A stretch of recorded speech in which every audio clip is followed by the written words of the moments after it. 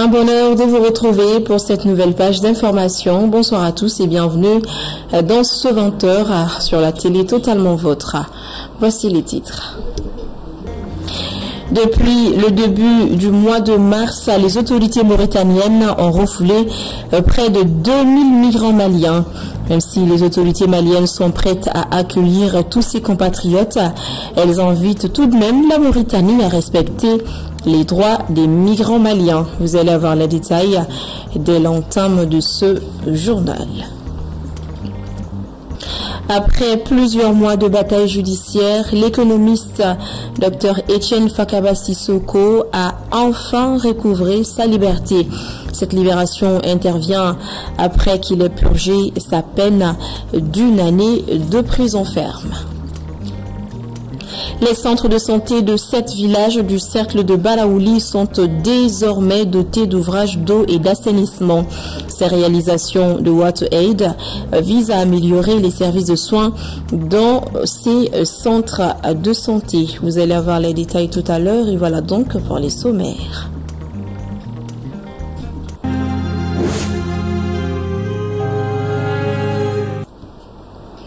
Bienvenue si vous nous rejoignez. Près de 2000 migrants maliens ont été refoulés de la Mauritanie depuis le début du mois de mars. Si le gouvernement malien est disposé à accueillir ses ressortissants, il dénonce cependant les conditions d'arrestation, de détention et de refoulement de nos compatriotes par les autorités mauritaniennes.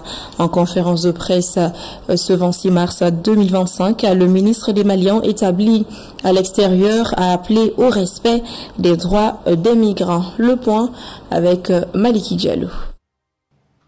Depuis quelques semaines, des scènes d'arrestation violentes des migrants comme celle-ci suscitent la colère et l'indignation chez les internautes. En Mauritanie, une chasse aux migrants en situation irrégulière est en cours depuis la fin du mois de février. Des milliers de Maliens sont concernés par cette opération. Déjà, 1800 Maliens ont été arrêtés et refoulés selon le ministre des Maliens établi à l'extérieur qui a passé une journée avec eux à Caï. Certains de nos compatriotes sont séparés même de leur famille. Des femmes sont arrivées sans leurs enfants allaitants. Le ministre s'indigne et appelle au respect des droits des migrants. Les migrants ne sont pas des hommes sans droit. Les migrants sont régis aussi par des lois. Et tout rapatriement, tout refoulement, toute reconduite à une frontière quelconque doit se faire dans le respect strict des droits humains, des droits des migrants et des droits de l'homme, tout simplement. C'est le message du gouvernement du Mali sur cette situation. C'est le message que nous allons apporter dans nos discussions avec les autorités mauritaniennes. Face à la gravité de la situation, les autorités maliennes ont pris des mesures urgentes pour faciliter le retour de nos compatriotes. Ce que nous avons décidé de faire, c'est que dès l'après-fête, donc la semaine prochaine, une délégation conduite par le gouverneur avec des représentants du département et des représentants des différents services concernés va se rendre dans le site où nous enregistrons le plus d'arrivées et vers lesquels d'ailleurs vont s'orienter tous les rapatriements, chose que nous avons d'ailleurs demandé aux autorités mauritaniennes parce que le fait qu'il y ait plusieurs postes d'arrivée nous complique le travail de coordination. Donc désormais il y aura les retours s'effectueront essentiellement autour du poste frontière de Cabo. Au cours de cette conférence de presse, le ministre des Maliens établi à l'extérieur annonce une mission gouvernementale à Nouakchott pour approfondir des discussions avec les autorités mauritaniennes afin de garantir un meilleur suivi des conditions de séjour des ressortissants maliens. Je vous l'annonçais tout à l'heure dans les titres. Ce jeudi 27 mars 2025, l'économiste Dr Etienne Fakaba Sissoko a fini de purger sa peine d'1 année de prison ferme et recouvre donc sa liberté après plusieurs mois de bataille judiciaire. Fatoumata Labastouré nous en parle. Arrêté le 25 mars 2024, Dr Etienne Fakaba Sissogo, économiste, enseignant-chercheur, vient de purger sa peine d'1 an de prison ferme. Il est enfin libre depuis ce jeudi 27 mars 2025 et a pu regagner son domicile. L'économiste avait été condamné pour atteinte au crédit de l'État, injures et diffusion de fausses nouvelles de nature à troubler la paix publique, des accusations retenues contre lui par la justice après la publication d'un livre sur la situation du pays. Sa libération a été confirmée par son avocat, Maître Ibrahim Marouf Sako, qui a une fois de plus rappelé que le docteur Etienne Fakaba Sissogo est utile en liberté qu'en prison. Je cite, « Il est libre, il va enfin retrouver sa famille et ses étudiants. C'est là sa place et non en prison. C'est fini aujourd'hui, il a purgé sa peine. » Fin de citation, s'est réjoui Maître Ibrahim Marouf Sako, avocat de docteur Etienne Fakaba Sissogo. A noter que son incarcération a été dénoncée par plusieurs organisations de défense des droits humains qui voyaient en cela une violation de son droit à la liberté d'expression. Malgré leurs prouesses et les procès en appel, l'économiste docteur Etienne Fakaba Sissogo a été maintenu par la justice malienne jusqu'à l'achèvement de sa peine. Pour rappel, il a été condamné à 2 ans de prison, dont 1 avec sursis, ainsi qu'une amende de 3 millions de francs CFA pour les chefs d'accusation qui pesaient contre lui. Par ailleurs, le 24 mars dernier, le village de Ndjila a abrité la cérémonie de réception officielle des ouvrages d'eau et d'assainissement réalisés dans 7 centres de santé du district sanitaire de Baraouli par le projet d'amélioration des services WASH, financé par WaterAid Mali et mis en œuvre par des ONG partenaires, notamment Aprofem, Alphalog ou encore Solidarité Plurielle. Ces réalisations visent à améliorer les services WASH dans ces localités et à promouvoir la santé. Un commentaire de Adam Tongar. Une mobilisation des grands jours à Ndjila dans le cercle de Baraouli. Ce lundi 24 mars, la localité a servi de cadre pour la cérémonie de réception officielle des ouvrages d'eau et d'assainissement dans 7 centres de santé du district sanitaire de Baraouli grâce au projet d'amélioration des services WASH. Il s'agit de Tigui, Douguninkoro, Mpebougou, Ndjila, Nyanzana, Dougoufe et Tesserela. Ami fulire keren kase Aprofem ni aka Solidarité Plurielle ani Alpha Log ulu bara la walia vraiment be fuluguye parce que bara nyana ni tra d'autres sunu fait kono bi ba ko changement bi donc fuli bara ngone we WaterAid dugu mu nga bénéficier ama yu fait occuper infrastructure nuna pour que du wala bi se ka bon nu matuamna.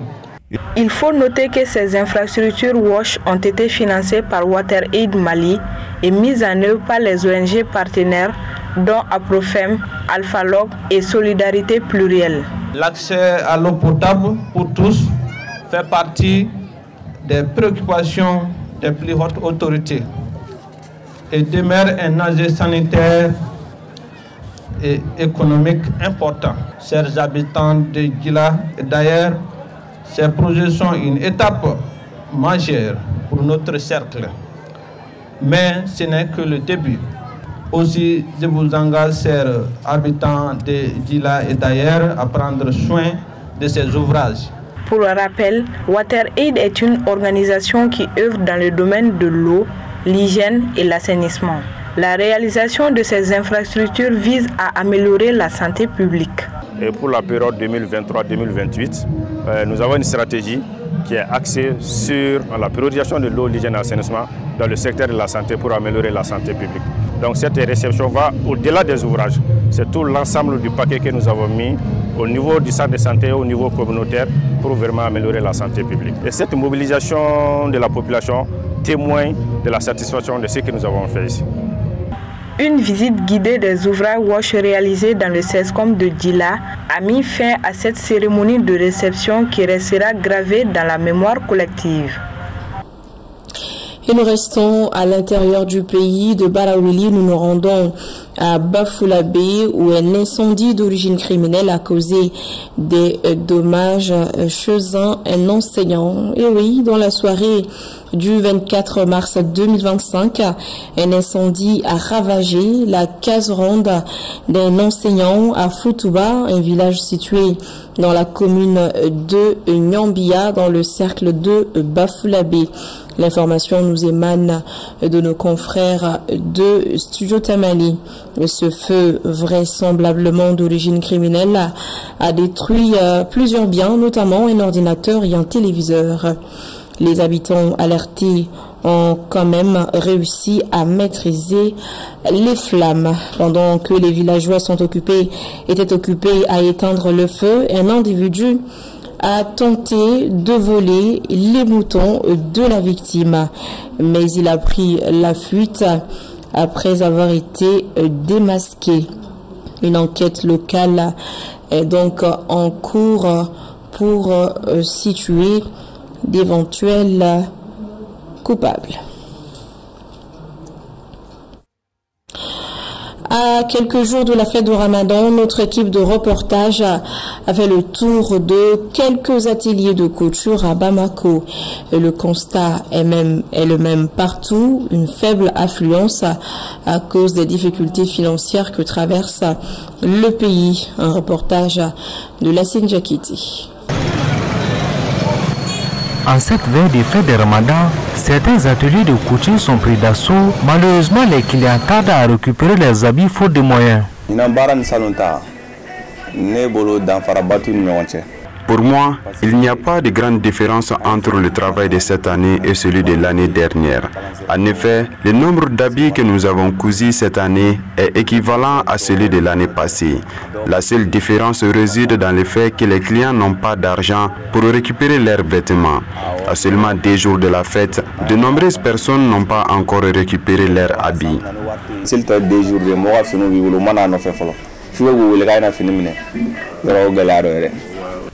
D'autres, par contre, souffrent d'absence de clients pour les mêmes raisons.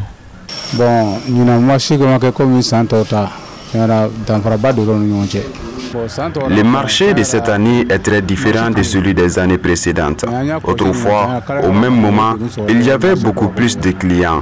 Mais cette année, nous les tailleurs, nous avons constaté une diminution du nombre de clients, ce qui a posé un réel problème. Plusieurs couturiers n'acceptent plus de nouveaux habits pour la fête, même s'ils saluent une amélioration dans la fourniture d'électricité qui a facilité le travail à cette période de grande sollicitation. Nous n'aurions jamais cru que l'électricité pourrait rester stable pendant tout ce temps. On nous avait informé qu'il y aura moins de délestage ce mois-ci, mais je n'y croyais pas vraiment. Pourtant, depuis le début du Ramadan, il est rare de constater une coupure de courant ici. Un vrai soulagement pour nous. Malgré cette amélioration, on est loin du rythme normal pour respecter les délais de livraison des habits. Donc je suis venu récupérer mes habits avec lui. Non, à présent, je n'ai pas encore eu mes habits parce qu'il avait beaucoup d'habits. Donc nous sommes obligés de se patienter. Donc, ouais.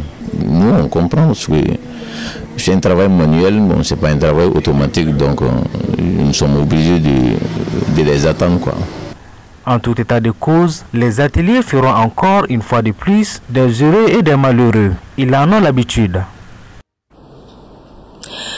Les parcs à bétail, par contre, sont très animés à quelques encablures de la fête de Ramadan. Éleveurs et acheteurs s'affairent, négociant le prix des bœufs qui varie considérablement de 200 000 à 1 500 000 francs CFA. Les bœufs attendent désespérément des preneurs. Notre reporter Lolo Madibaté, accompagné de Oumouna Traoré, se sont immergés dans cette ambiance festive pour nous rapporter les réalités des marchés à bétail. Suivons ensemble leur reportage. À l'approche de la fête du Ramadan, Bamako s'active pour célébrer cet événement. Dans toute la ville, le marché à bétail devient le centre névralgique des transactions. Sur le terrain Chaka de Lafiabou, où se tient la vente promotionnelle de bovins, Tandis que certains clients soulignent le respect du prix de choix initié par le gouvernement, d'autres constatent le contraire. Donc ils disent que c'est 350 000, 300, 250 000. Mais ceux qui disent que c'est 350 000, bon, ils peuvent diminuer, même de 50 000 francs. Oui, parce que ça se dit, bon, souvent sur le terrain, c'est autre réalité. Hein. Bon, en fait, comme l'État a si bien dit, le prix quand même est abordable. On a pu quand même avoir 4 bœufs environ à 270 000 francs par bœuf. Et après, on a acheté un autre bœuf aussi à 220 000 francs. Donc on a pu avoir 5 têtes. En ce qui concerne le non-respect du prix fixé par le gouvernement, le président des éleveurs explique cette situation. Parce que dans le terrain, il y a des comment on le dit là, les hors taxes. Parce qu'il y a d'autres qui sont plus, ils ont amené, certains qui sont plus grands que les. Donc obligatoirement, il faut fixer leur prix à part. Le ministre avait demandé de faire sortir tout ceci là-bas. Si tu as amené des bœufs, tu ne peux pas faire sortir ici avec ceci. Nous avons demandé à ce que vraiment on les laisse. Et celui qui a besoin de la taxe, il le paye. Celui qui a besoin de la fourchette, il se met dans la fourchette, il paye. Au marché à bétail de Faladje, certains bœufs se vendent à plus d'1 million de francs CFA. M. Jim a dû débourser 375 000 francs CFA pour s'offrir ses bovins rouges. Moi, j'ai proposé à 350 000. Lui, il insiste jusqu'à 400, 375. Bon, je sais là où il veut arriver. Bon, peut-être on va tomber d'accord. C'est une fête de la famille. Et si ce n'est pas quoi de ça, les choses n'ont pas assez facile. Hein? Partout où nous sommes passés, nous avons constaté une hausse des prix des bœufs par rapport à l'année dernière. Le marché des bœufs ne s'annonce certainement pas rose cette année. En tout cas, les bœufs attendent presque désespérément preneurs. Et voilà, cette édition est terminée. Merci à tous ceux qui ont contribué à sa réalisation. Grand merci à vous également de l'avoir suivi. Platon disait ceci: la simplicité véritable allie bonté et beauté. Fin de citation. Selon donc lui, plus on est simple, plus on est beau et plus on est bon. Êtes-vous d'avis? Bonsoir et à très vite.